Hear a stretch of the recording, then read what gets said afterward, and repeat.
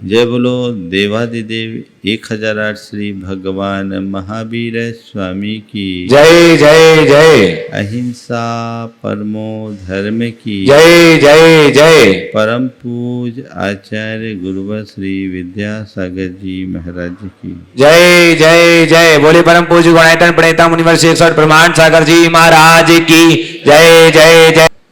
बात स्थितिकरण अंग की है। कल मैंने गिरना, गिराना,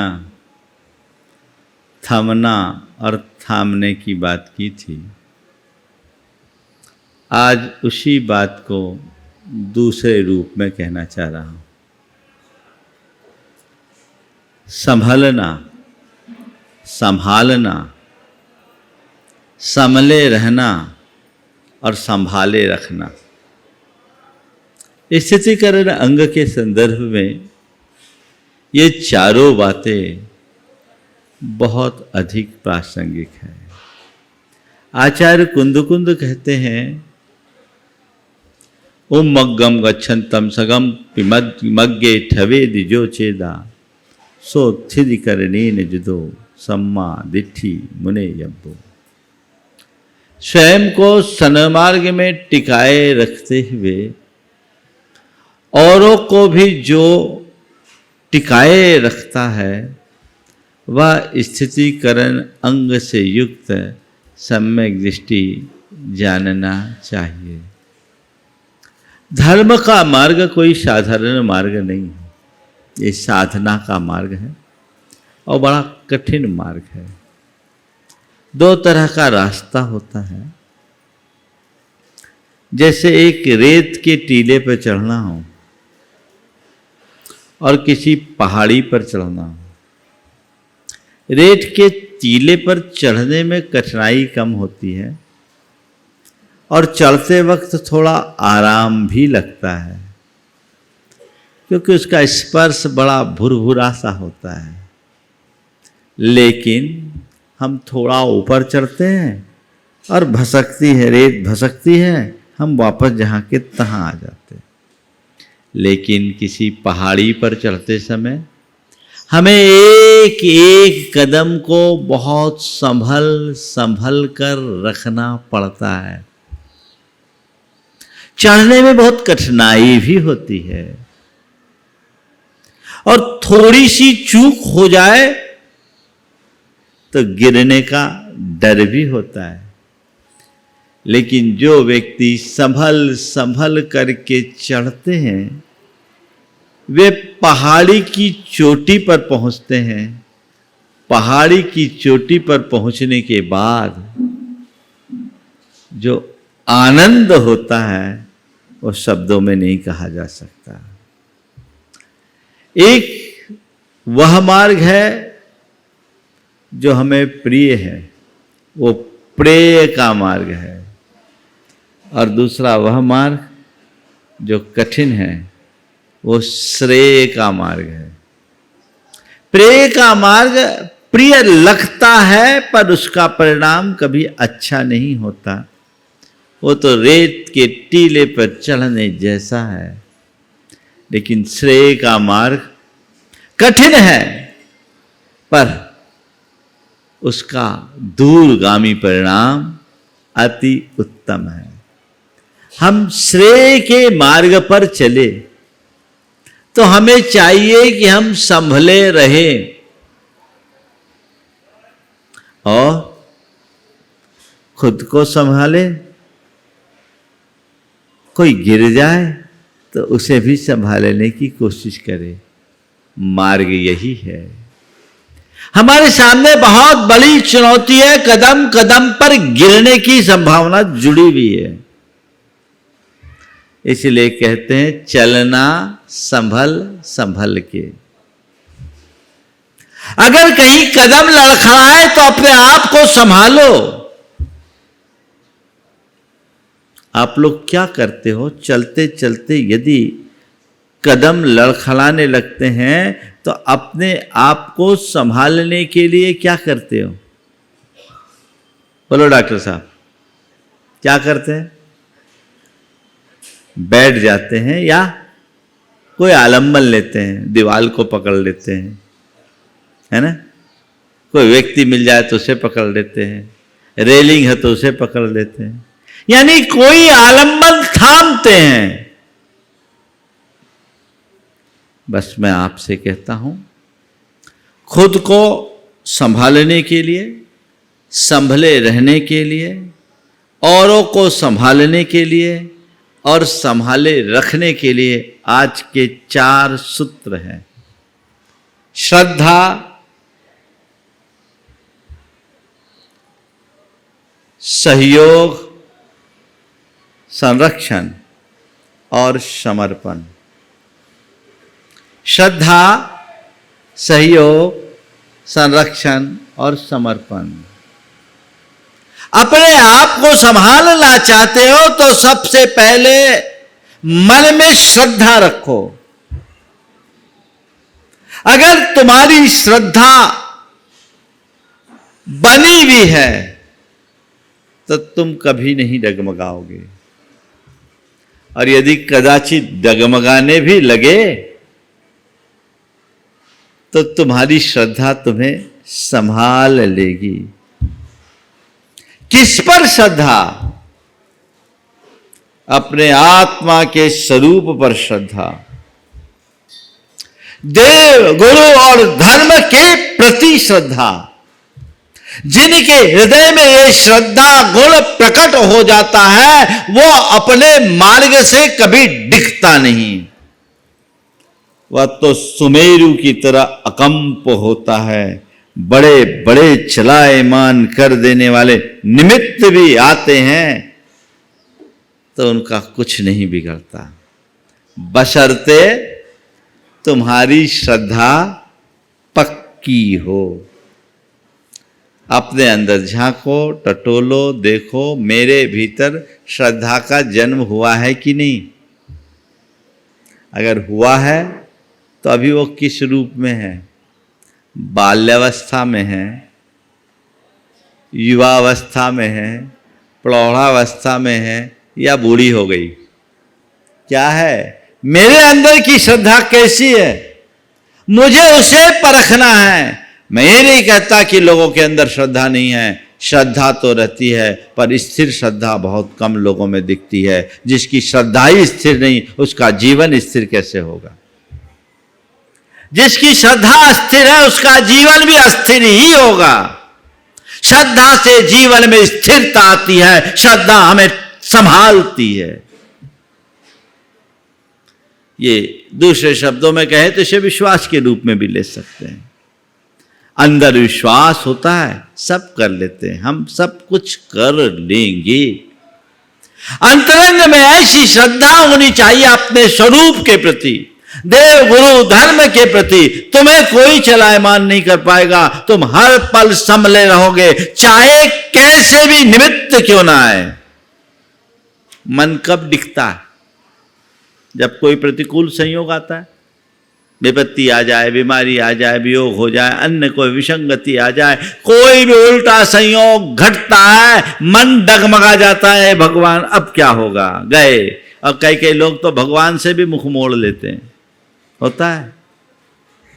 अगर इस घड़ी व्यक्ति को वस्तु स्वरूप के प्रति ठीक श्रद्धा न हो तो कभी नहीं डगमगाएगा। वो कहेगा ये तो संयोग है, होगा, ये बनते बदलते रहते हैं। मेरे जीवन में ऐसा खेल तो अनंतों बार हो चुका है, ये पहला मौका थोड़ी है, लेकिन हर बार जीत मेरी हुई है, संयोगों की नहीं। यही श्रद्धा उसे थामती है।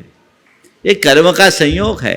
ये जो परिवर्तन है बाहर का है, मेरे भीतर तो कुछ होना ही नहीं है। मैं जो हूं सो हूं, अजर अमर अविनाशी है ऐसी श्रद्धा।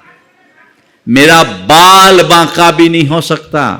मैं आपसे पूछता हूं, जिन परिस्थितियों में आप अपने आप को कॉन्फिडेंट फील करते हो, वहां आपके मन में कभी थोड़ी सी भी अस्थिरता आती है क्या? कितनी कई तरह के मैसेजेज आपके पास हो, कोई दिक्कत नहीं, आई एम सिक्योर्ड, हम सुरक्षित हैं, लगता है ना? तो इसी तरह जिस व्यक्ति को अपनी आत्मा के शुद्ध स्वरूप का श्रद्धान होता है, अरे ये सब चलता है, ये ऊपर की चीज है, मैं तो ठीक हूं। एक हम शाश्वतो आदा, मैं शाश्वत आत्मा हूं। और शाश्वत किसे कहते हैं? जो कभी हिले नहीं, जो कभी डुले नहीं, जो कभी डिगे नहीं, जो कभी चिगे नहीं। है ऐसा श्रद्धान। जब तक तुम्हारी श्रद्धा बलवान नहीं होगी, तब तक तुम्हारे जीवन का उत्थान नहीं होगा। अपनी श्रद्धा को ठीक बनाइए स्थिरता के लिए, बहुत जरूरी है। यही तुम्हें संभालेगा। मैं तो एक बात जानता हूं, बच्चे खंबे को पकड़कर गोल गोल चक्कर काटते हैं। आपने भी काटी होगी, हमने भी काटी है, आज के बच्चे भी काटते तो होंगे। अनुभव की बात, खंबे को पकड़ करके चक्कर काटते समय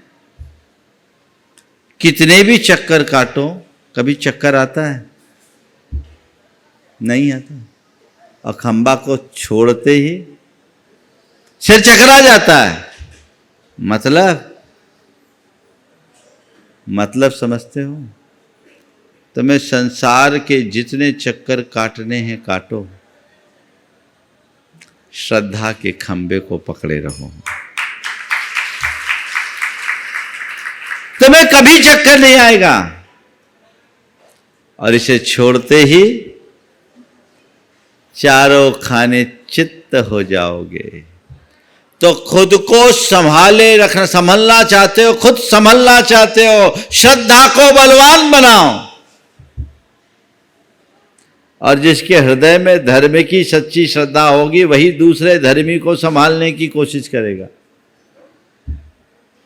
जिसके हृदय में श्रद्धा होगी वो संभले रहेगा, और जिसके हृदय में श्रद्धा होगी वो संभाले रखेगा। बात समझ में आ रही है? क्या करना है मुझे? अपनी श्रद्धा को अटल श्रद्धा में बदलना है। स्ट्रांग बनना चाहिए अंदर से। चाहे जो हो, सूरज पूरब से पश्चिम हो जाए, पर मैं नहीं डिगूंगा, मुझे कोई नहीं डिगा सकता। फिर न कोई भय होगा, न शंका होगी, न चिंता होगी, न संताप होगा, कुछ भी नहीं। हर पल केवल और केवल आनंद होगा। क्या चाहते हो? क्या चाहते हो? थोड़ा जोर से बोला ऐसे। क्या चाहते हो? हाँ, चेहरे में आनंद दिखना चाहिए ना। ये बताओ, तुम्हारे आनंद को छीन कौन रहा है? तुम्हारे आनंद में खलल कौन डाल रहा है? आनंद तो तुम्हारे पास है, तुम्हें उसका आनंद लेने की कलाई पता नहीं। अगर अपने जीवन का सच्चा आनंद लेना चाहते हो तो वस्तु स्वरूप के प्रति श्रद्धावान बनो और औरों से प्रभावित होना बंद कर दो। निज में भावित रहो। पर से प्रभावित होगे कभी आनंद नहीं पाओगे, और जो पर से अप्रभावित है उसके आनंद में कभी खलल नहीं आएगा। ये अपने अंदर जगाइए। ऐसा भाव एक बार जग गया तो काया पलट है। समझ गए? तो खुद को संभालना है। पहली बात, संभलना, संभालना। हम नहीं संभलेंगे तो किसी और को नहीं संभाल पाएंगे। आज दूसरों को संभालने की बात तो लोग सोचते हैं, पर खुद का ठिकाना नहीं है। किसी ने बहुत अच्छी बात की कि रोशनी की मसाले वे हथियाए हुए हैं। रोशनी की मसाले वे हथियाए हुए हैं जिनके चारों ओर अंधेरा छाए हुए। तुम मजबूत बनो, तब किसी को मजबूत बना सकोगे। धर्म पर श्रद्धा, धर्मी पर श्रद्धा, ये बनी रहनी चाहिए। और अब रहा श्रद्धा के बाद सहयोग। खुद को संभालना है तो हम तो अपने श्रद्धा के बल पर संभल गए। अब कोई दूसरा अगर डिग रहा है तो उसे संभालना है। संभालने के लिए क्या करना है? सहयोग देना है। कोई ऊपर से गिर रहा हो, आपने हाथ फैला कर उसे झेल लिया तो क्या वो चोटिल होगा? नहीं होगा ना। तो ये हर धर्मी के अंतरंग में होता है। वो जानता है कि इस मार्ग में गिरना स्वाभाविक है। कोई भी गिर सकता, मैं भी गिरा हूं। निमित्त आते हैं, प्रारंभिक भूमिका में मन की दुर्बलता होती है, अज्ञानवश, प्रमादवश, किसी भी वजह से मन डिगता है। तो डिगता है तो कोई बात नहीं, हमें संभालना है। कोई गिर रहा है तो हमें संभालना है, और हम समर्थ हैं इसलिए संभाल रहे हैं। और संभालने के लिए क्या करो? सबसे पहले सहयोग के लिए अपना हाथ आगे बढ़ाओ, एक दूसरे को सहयोग। वो सहयोग तन का, वह सहयोग मन का, वह सहयोग धन का, कुछ भी हो सकता है।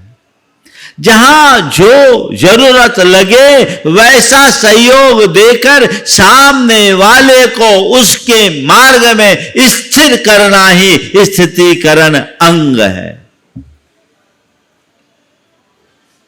मैं आपसे पूछता हूं, कोई साधर्मी भाई यदि आपको परेशान दिखता है, आपके मन में उसे सहयोग देने की भावना जगती है, सहयोग करने का भाव उमड़ता है, और सहयोग करने का भाव उमड़ता है तो तुम कितना सहयोग करने के लिए तत्पर होते हो? हकीकत बताऊं, अगर कहीं फोटो छपना हो तो वहां तो सहयोग देने के लिए फिर भी आगे बढ़ जाए, पर मैं ऐसे लोगों को भी जानता हूं जो करोड़पति हैं और लाखों का दान बोल देते हैं, पर अपने सगे भाई को सहयोग देने के लिए आगे नहीं आते। ये सब क्या है? ये हमारे अंदर की श्रद्धा की दुर्बलता है।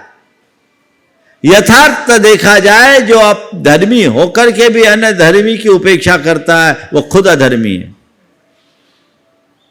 जो धर्मी होते हुए भी दूसरे धर्मी की उपेक्षा करे, समझना वो बहुत बड़ा अधर्मी है। आचार्य समंत भद्र महाराज बड़े स्पष्ट शब्दों में कहते हैं, स्मेन यो ज्ञानत तेति धर्म स्थान गर्विताशय है, सो तेति धर्ममात्मीयम न धर्मो धार्मिकैर बिना। अपने उच्चता और श्रेष्ठता के अभिमान से भरकर जो अन्य धर्मात्माओं का तिरस्कार करता है, वो अपने ही धर्म को तिरस्कृत कर देता है, क्योंकि न धर्मो धार्मिकैर बिना, धर्मात्मा के बिना धर्म नहीं टिकता। हमारी श्रद्धा यदि धर्म में होगी तो धर्मी में भी होगी। हम धर्म के पालन का जितना भाव रखेंगे, धर्मी को संभालने का भी मेरे अंदर उतना ही भाव होना चाहिए। तो कोई धर्मी यदि किसी परेशानी में है तो मेरा हाथ सहयोग के लिए आगे बढ़ना चाहिए, क्योंकि वो मेरा साधर्मी है, वो मेरा साधर्मी है। और जिस पल तुम्हारे हृदय में ये बात बैठेगी कि वो मेरा साधर्मी है, तुम्हारे हाथ अपने आप बढ़ जाएंगे। मैं आपसे कहता हूं, जब आपके पांव में कांटा चुभता है, क्या करते हो? पांव में कांटा चुभते ही हाथ पांव पे पहुंचता है कि नहीं पहुंचता? जैसे ही पांव में कांटा चुभता, हाथ वहां पहुंचता, और हाथ क्या पहुंचता, हमारा माइंड भी पहुंचता है। और जितनी देर तक कांटा नहीं निकलता, शरीर का अंग अंग उसी हिस्से में लग जाता है। लगता है? अनुभव है? क्यों? कांटा लगा पांव में, मैसेज दिया माइंड ने, बढ़ गया हाथ, और हाथ क्या, पूरा शरीर हो गया साथ। क्यों?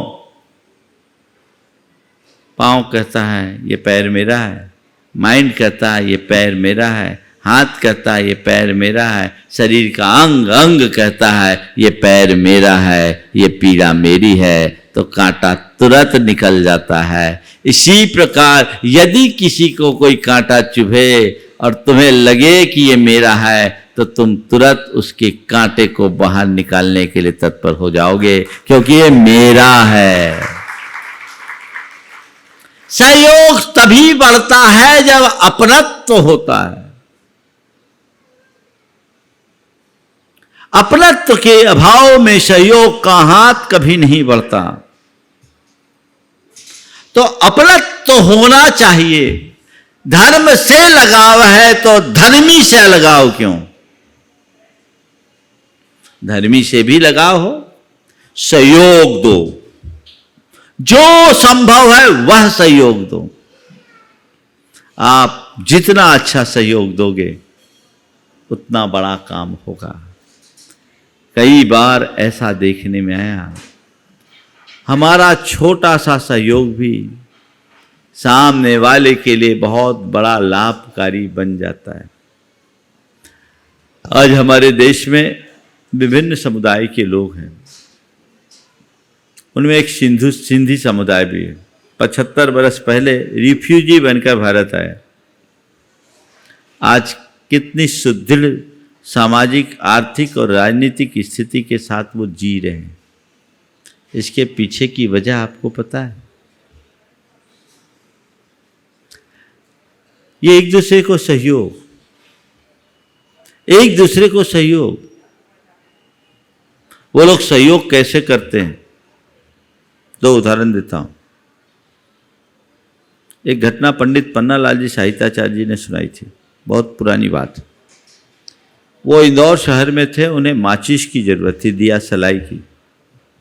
एक मार्केट में गए, बहुत सारी दुकानें थी। 2-3 दुकानों में पूछा, वहाँ कोई क्या माचिस नहीं थी। एक ने कहा, बाबूजी आप सबसे छोटी वाली जो कोने की दुकान है वहाँ जाइए, आपको माचिस मिलेगी।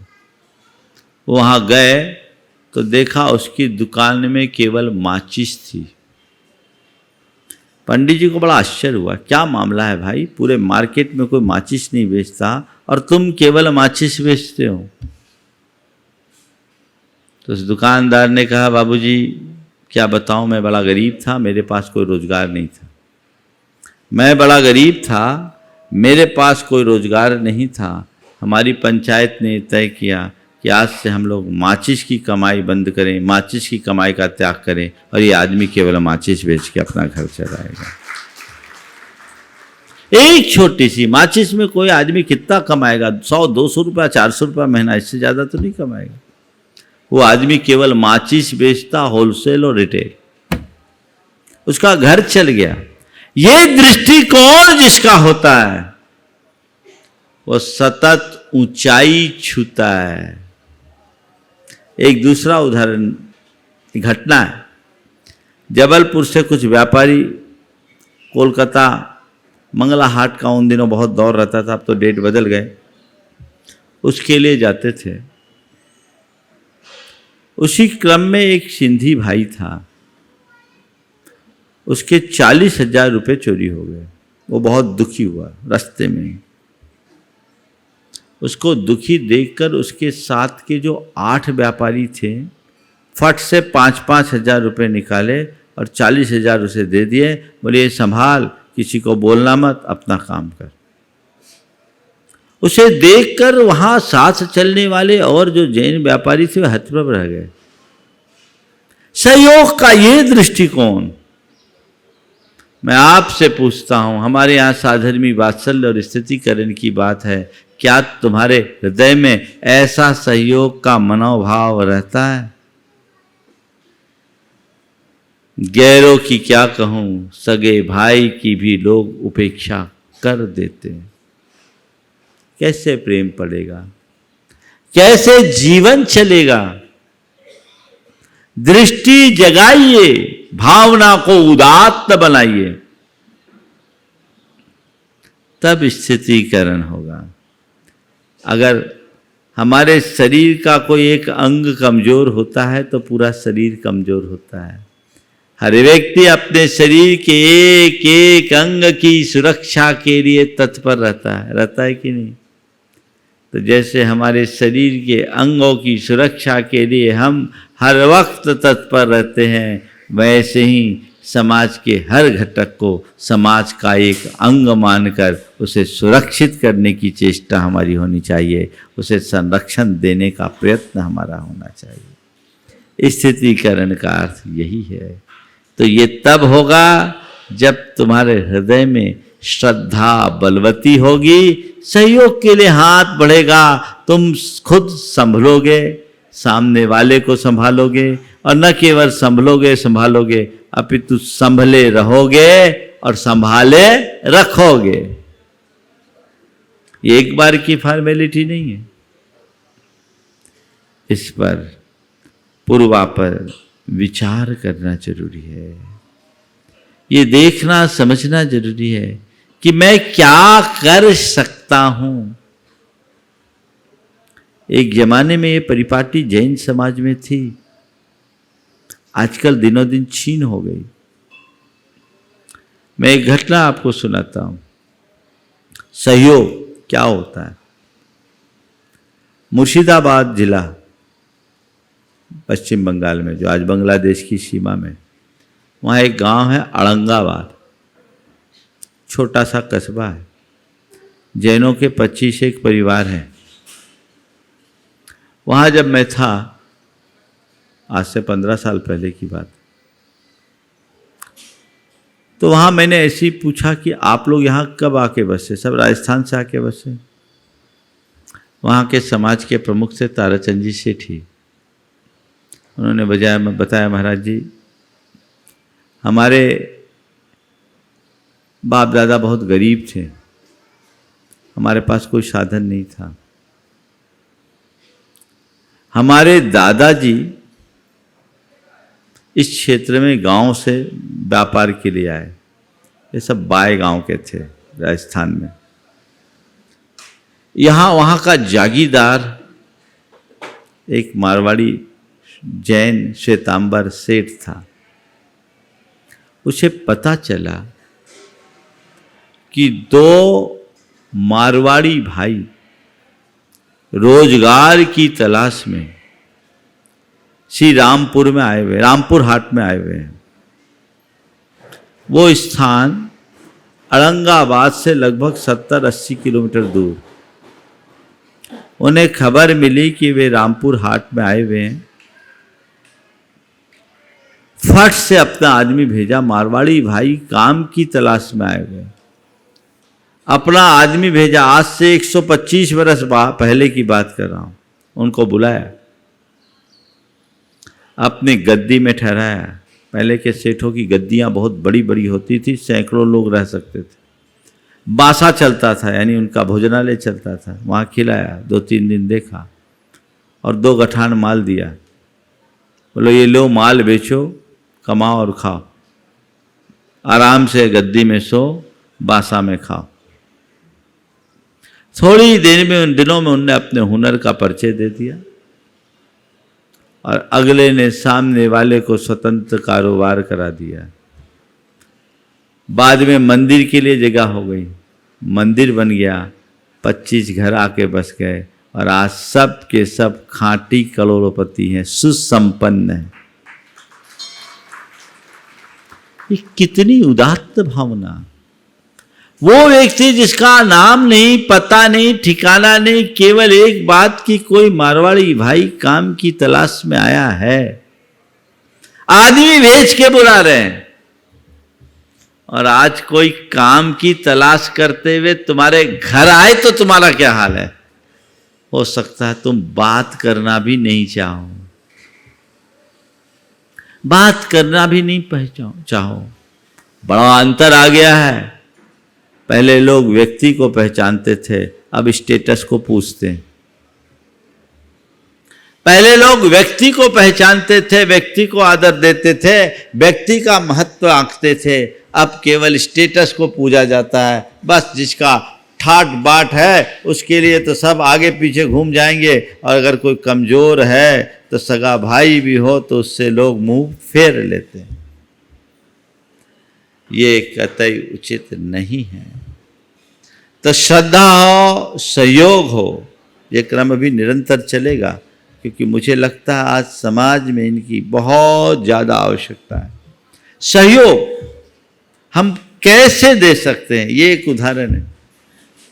और सहयोग जहाँ होता है वहाँ प्रेम होता है। आज मैं आप लोगों को सलाह देता हूँ, अगर आप चाहते हैं कि पूरी समाज समृद्ध बनी रहे तो हर व्यक्ति को चाहिए कि एक दूसरे को सहयोग दे।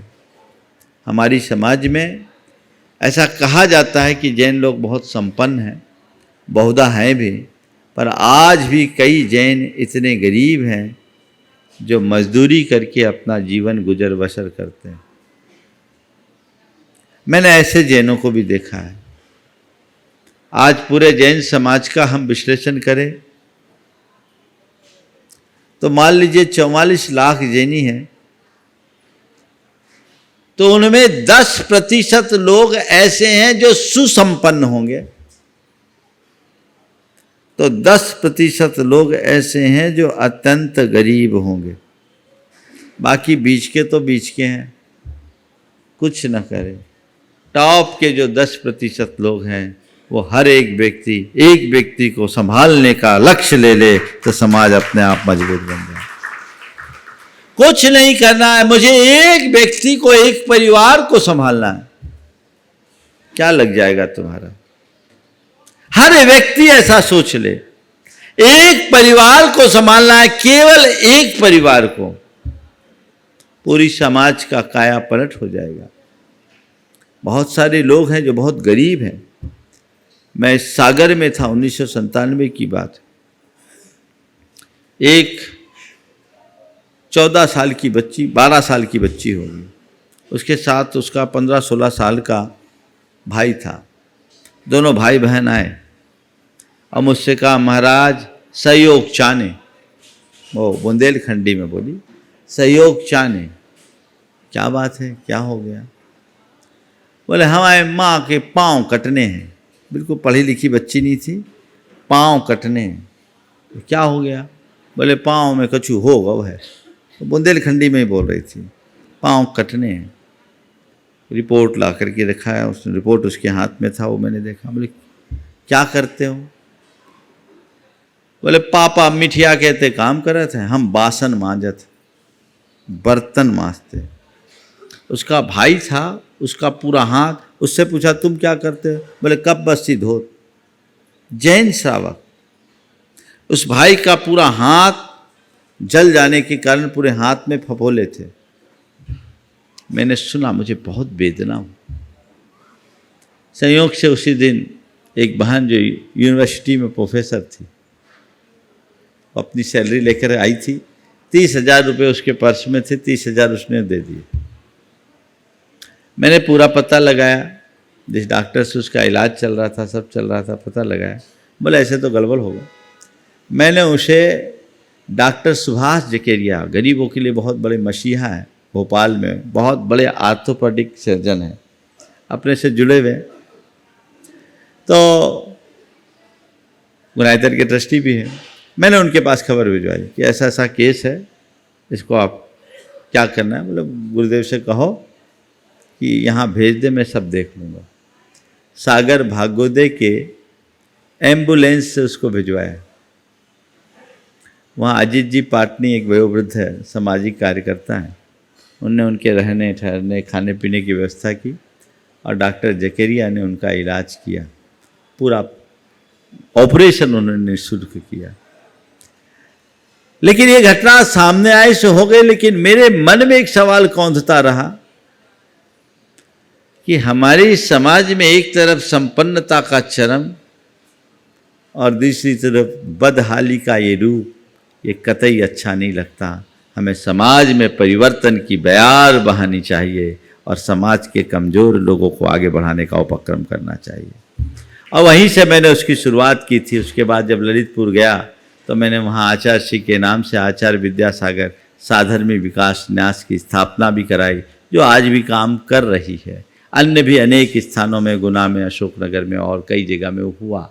ये कार्य होना चाहिए और मैं निरंतर लोगों को प्रेरित करता हूँ, संस्था के रूप में या व्यक्तिगत रूप से लोगों को सहयोग देने की तत्परता होनी चाहिए। जो चाहो, जैसा चाहो, जहां जो अपेक्षित हो वैसा सहयोग। अभी कोरोना काल में सहयोग की एक अच्छी मिसाल प्रस्तुत हुई। पूरे जैन समाज ने लोगों के सहयोग के लिए अपना हाथ आगे बढ़ाया। गुणायतन परिवार ने भी हजारों परिवारों को राशन पानी आदि की व्यवस्थाएं की और चुपचाप, कहीं किसी को पता नहीं, जहां जिसे जो संदेश मिला उन्होंने ये कार्य किया और इससे उनको अंदर से बड़ी तसल्ली भी हुई। हमें ज़रूरत है ऐसे लोगों को सहयोग देने की, और जो संभव वो सहयोग दो। सहयोग देने का मतलब ये नहीं कि आप सब कुछ दे दो। मेरे पास चूंकि मैं इस तरह की बातें बोलता हूँ तो कई लोगों के आते हैं, हमें इतने लाख दिलवा दीजिए, हमें उतने लाख दिलवा दीजिए। जैसे कोई महाराज के पास टकसाल थोड़ी है भैया। मैं तो प्रेरणा देता हूँ, लोग उटपटांग काम कर लेते हैं और फिर इस तरह की बातें करते हैं, तो ये चीज़ें ठीक नहीं है। लेकिन फिर भी व्यक्ति की स्थिति को देखते हुए सहयोग दो, उसे व्यावसायिक सहयोग दो, उसे सामाजिक सहयोग दो, उसे आर्थिक सहयोग दो, उसे भावनात्मक सहयोग दो, उसको एक संबल दो ताकि वो उठ करके खड़ा हो सके और खुद संभले, औरों को संभालने में समर्थ हो सके। तो आज की बातों में जो संभालना, संभले रहना और संभाले रखना की बात है, उसमें श्रद्धा और सहयोग ये दो महत्वपूर्ण कड़ी है। उस श्रद्धा और सहयोग की भावना को अपने हृदय में निरंतर बलवती बनाए रखने की जरूरत है। हम तभी अपने जीवन का उत्कर्ष कर सकेंगे और स्थिति कर अंग को जीवन में चरितार्थ करेंगे। जब हम खुद संभलेंगे तो जीवन का आध्यात्मिक आनंद होगा और हम औरों को संभालेंगे तो धर्म की मार्ग की प्रभावना हम कर पाएंगे, समाज को संरक्षित कर पाएंगे और अपने जीवन का उत्कर्ष कर पाएंगे। समय आप सबका हो गया, यहीं पर विराम। बोलिए परम पूज आचार्य गुरुवर श्री विद्यासागर जी महाराज।